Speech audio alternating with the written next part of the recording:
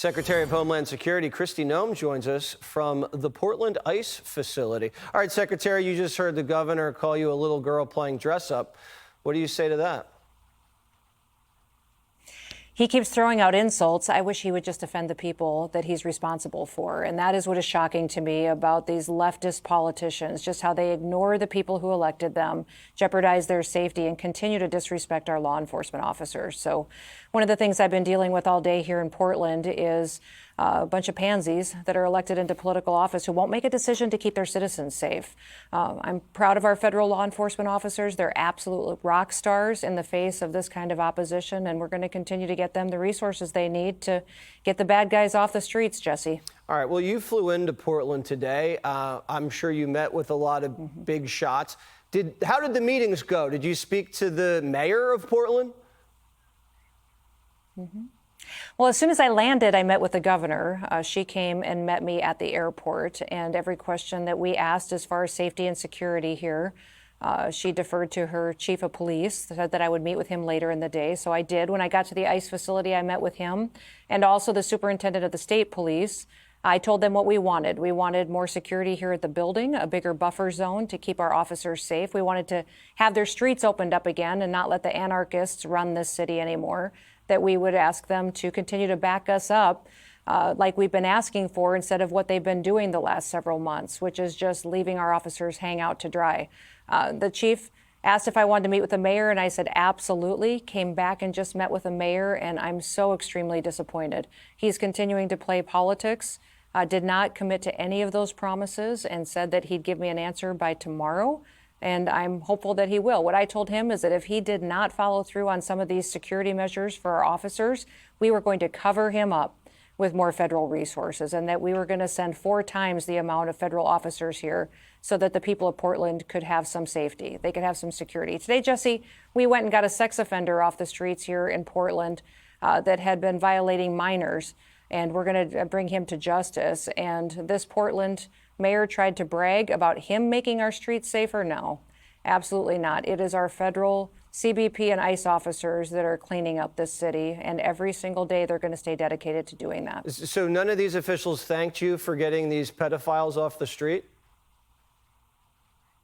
They said that they were glad that that was happening, but that they weren't going to change their posture. They're continuing to.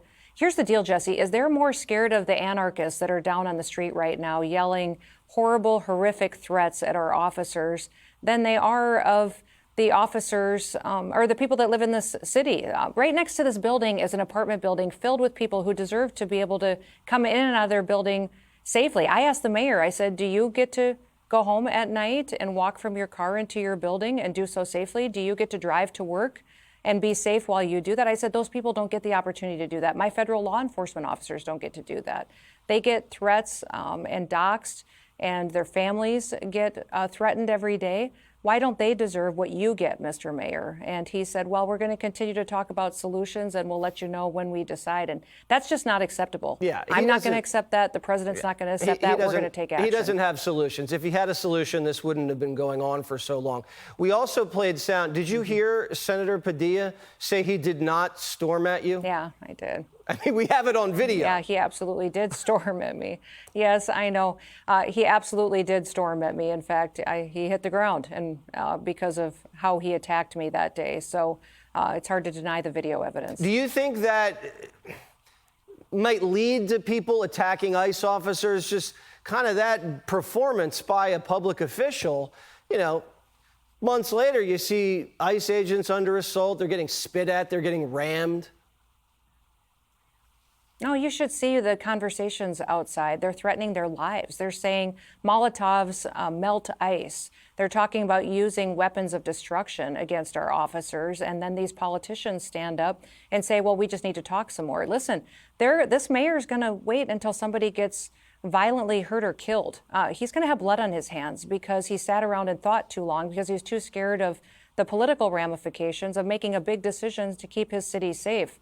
That's my concern, is that you've got so many people here in Portland playing politics. They don't realize they're up against professional terrorists. Antifa-affiliated individuals are outside this building right now shouting death to my law enforcement officers while the mayor drives home and probably has a fancy dinner tonight and goes to sleep in his cushy bed. It's just not acceptable, and I'm so glad that isn't going to continue to happen in President Trump's America. All right. Yeah, the same thing happened in Seattle with Chop or Chaz. They waited and they waited, then someone got murdered, and then they had to clean it up. Hopefully it doesn't get to that. Secretary, thanks so much for joining us, and continue to do a great job and stay safe. Absolutely. Thank you, Jesse. Click here to subscribe to the Fox News YouTube page to catch our hottest interviews and most compelling analysis. You won't get it anywhere else.